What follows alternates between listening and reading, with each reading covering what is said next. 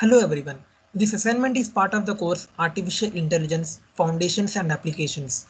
The team members are myself Sheikh Siraj, Kaushik Malga, Nilanjan Das and Nikhil Yadav.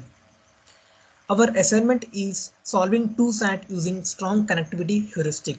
SAT Boolean satisfiability is a problem of assigning Boolean values to variable to satisfy a Boolean formula. The Boolean formula will usually be given in conjunctive normal form, which is a conjunction of multiple clauses where each clause is disjunction of literals. 2SAT is a restriction of SAT problem. In 2SAT, every clause has exactly two literals. Now let me tell formal problem statement to you. The input to our code would be a Boolean formula and the output we return unsat, that is unsatisfiable, if the Boolean formula is false for all 2 power 2k assignments of Boolean values to Boolean variables. Otherwise, we return sat, that is satisfiable, and one of the assignments for which the formula is true. Given the first example, here it is sat because it is true for the following assignments, and the second one is unsat because it is false for all assignments. Now let me talk a bit more about sat and 2SAT. Sat is NP complete, that is there is no known efficient solution for it. However, 2SAT can be solved efficiently in order of n plus m time complexity, where n is number of variables and m is number of clauses. The exact algorithm to solve 2SAT is to convert the Boolean formula into implicative normal form, build the implication graph, and find the SCC of the implication graph. We use Kosaraju's algorithm to find SCCs of the implication graph. Some notable applications of the 2SAT are renewable Horn satisfiability, recognizing direct undirected graphs that can be partitioned into an independent set. Let me talk about AI modeling now.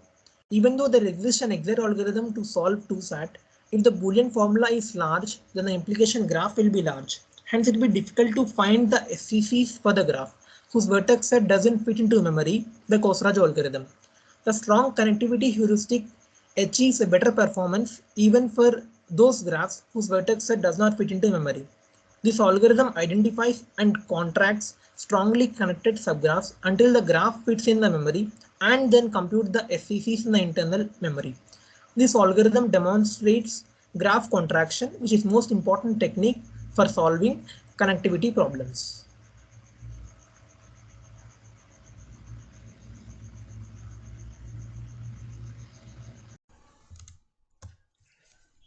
We have implemented our algorithm in C++ language using the standard template library. We can also use the STXXL to speed up the algorithm. The algorithm consists of three phases: pre-processing, contraction, and post-processing. The problem we are facing is that as the graph is very large to be processed by standard algorithms, therefore we want to partition it in such a way that we can find an satisfying assignment. Hence, the aim of pre-processing phase is to reorder the vertices of the graph in such a way that when contraction phase starts, it efficiently partitions the graph into subgraphs. To achieve that, we find a minimum spanning tree of the graph using the Kruskal algorithm, and then we perform an Euler-Tor on it and apply list ranking to get the desired result. There is one more optimization that we do while storing the edge list. We store only one pair, that is, instead of storing both u, v and v, u, we only keep one of them, hence saving half the memory. Now comes the contraction phase. This is a recursive phase where we keep on dividing the graph at hand into smaller graphs until it fits into memory. This is done by finding strongly connected components in the subgraphs and replacing all the vertices with a single supervertex. Once we get such a condensed graph, we solve for that subgraph using our algorithm and then combine the results and backtrack. If there are no conflicting subgraphs, then we get the final assignment for the original SAT problem. Now, we also need an internal memory algorithm that can be run on our input graph once it is contracted enough heuristically to be loaded into memory. Now my teammate Nilanjan will talk more about it. So as my teammate Nikhil already explained, this approach needs an internal memory algorithm which can be run on our input graph once it is contracted enough heuristically to be loaded into memory. The algorithm goes as follows. We first build an implication graph from our Boolean formula by writing each clause A or B as two directed edges in the graph, not A implies B and not B implies A. Then we need to find the SCCs of the implication graph when it is loadable into memory, which can be done almost similar to the Kosa-Raju algorithm by running two DFS. And once we have found the SCCs of implication graph, then by the post-processing algorithm we can find the SCCs of original graph, and then we need to check if there exists a variable A such that the nodes represented by A and not A are in the same SCC.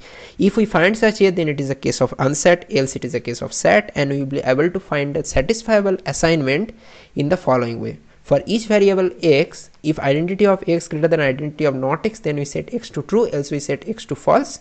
And here identity of x refers to the component number where x belongs to in the original implication graph.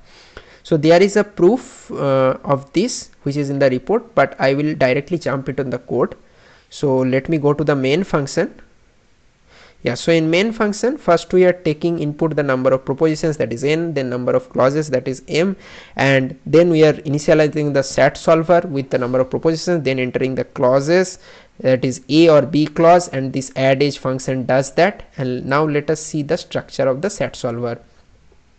So in this sat solver, so this is the initialization part. So why this is 2 into n plus 1? Because minus 1 2 dot dot dot n, and we have to also account for minus 1 dot dot dot minus n. So there will be another n variables. So minus 1 is represented as n plus 1, minus 2 is represented n plus 2, and so on. And in assignment there are only n plus 1 because we have to represent only 1 2 dot dot dot n. We have to assign each variable to true or false. So this is the add age function, as we can see. So it adds the age not A to B and not B to A, and that is the case. And now as per our pre-processing requirement, we need this function find span tree. So it finds a spanning tree, and the best way to find that is using the Kruskal's algorithm of minimum spanning tree, where setting all the edge weights to 1. So we have done that, first sorted the edges, and we need to use a union find data structure which we have already coded it here. And after that we are finding the span tree as a list of edges called span edges, and also from that as an adjacency list called span tree. And then we are finding the Euler tour by a simple DFS. So after that we are finding our V0 array by taking the first occurrence from the first occurrence of each vertex from the Euler tour. And how to find the E0 array? So we are taking the one-sided adjacency list of each vertex according to their occurrence and order in V0. So after that, let me again go to the main function. We are at last running the sat solver ss.run, and it comes to this function, and then we are running the SCC function. So this will find the strongly connected components. Let me explain that. So in the first DFS of finding strongly connected components, the first DFS finds the reverse topological sort, as we can see in this line, and then after that we are reversing that topological sort, and now in the order of topological sort we are progressing another DFS which now keeps track, using this num variable, keeps track of the which component, which node gets which component. So as you can see here, so this now all the components are, after this SCC function, now all the nodes are assigned their components, respective components.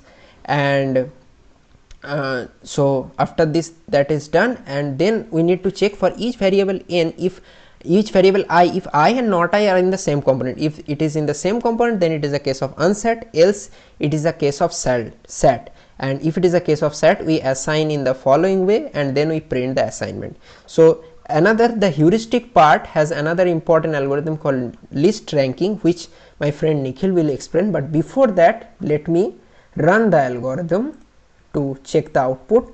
So let me come to my editor, and here is the terminal. Let me run the toSat algorithm. Let me compile it, and first I will run on this example. Let us see what it happens.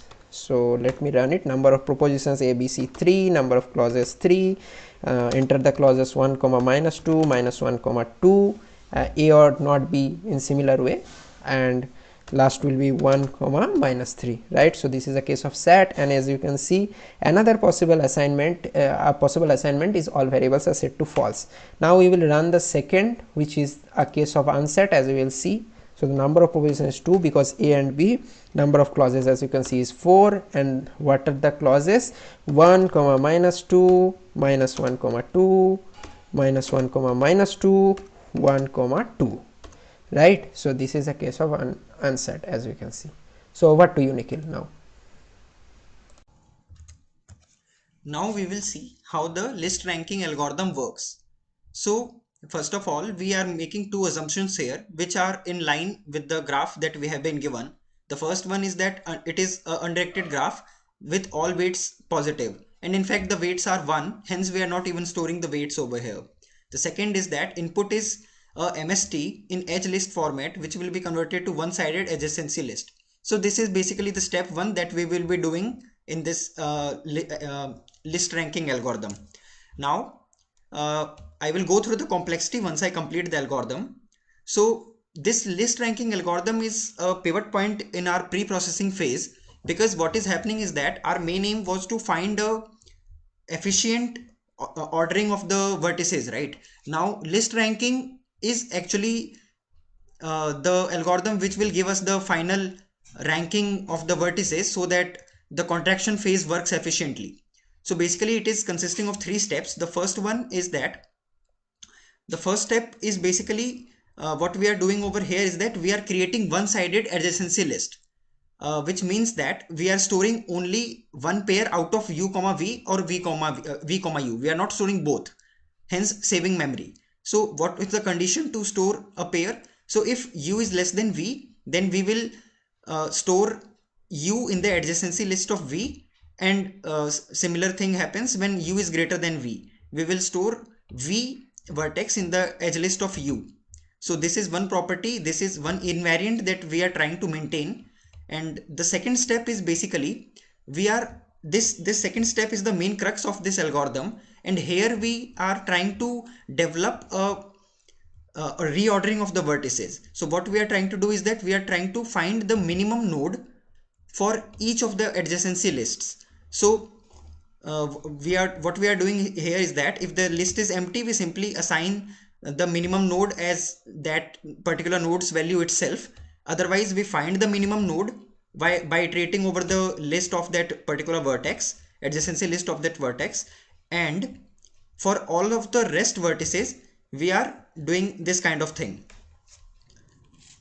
Now in the last step we will simply finalize the minimum nodes value, and this is the final step where we assign the list ranking value to the list ranking values are being finalized. Hence we are done over here, and we will have a perfect, like a very efficient reordering of the vertices.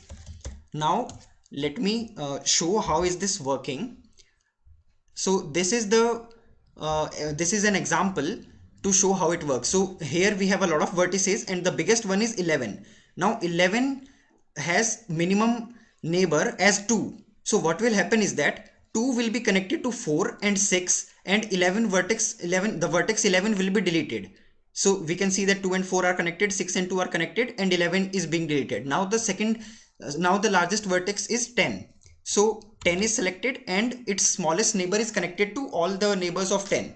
So its smallest neighbor is 5, so it is being connected to 8 and 9, and 10 is deleted. Similarly, we contract this whole strongly connected component until it becomes just one vertex. So this is our goal. This is how we are contracting our large graph into a smaller graph until it fits into the memory.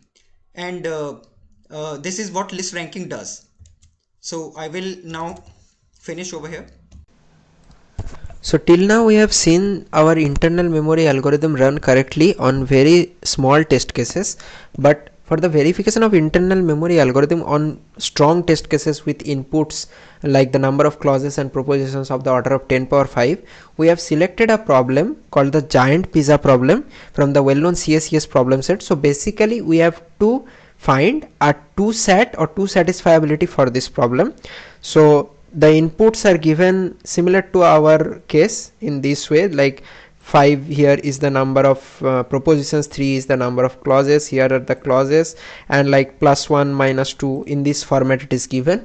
So we have written the code for this, but that is similar to our code in the report, but it has been changed a little bit to adjust with this format of input. So there are string parsing plus minus, so that is the case. So we have already checked it, but let's just run this code again. So this sat.cpp file, we have written the code and it contains our code for this problem. So just let us submit it and check for the test cases. So let me run it. Yeah, let me run it. Yeah, so this is sat.cpp. okay, let me submit it. Just check the test cases. Okay, yeah, ready. Yeah, so everything has got accepted, right? And just for verification, the test cases, like these are the small test cases, and there are huge test cases like this 10 or the order of 10 power 5. There are many such test cases. So at least we can say our internal memory algorithm is working fine even on large test cases. So with this we can conclude. Let me conclude our assignment. So what we mainly did in this assignment is that we have to solve a 2-SAT problem, and we can easily do it in order n plus m with the Kosa-Raju algorithm. But if the Boolean formula is very large, then the implication graph will be very large, and finding strongly connected components on that graph will not be feasible.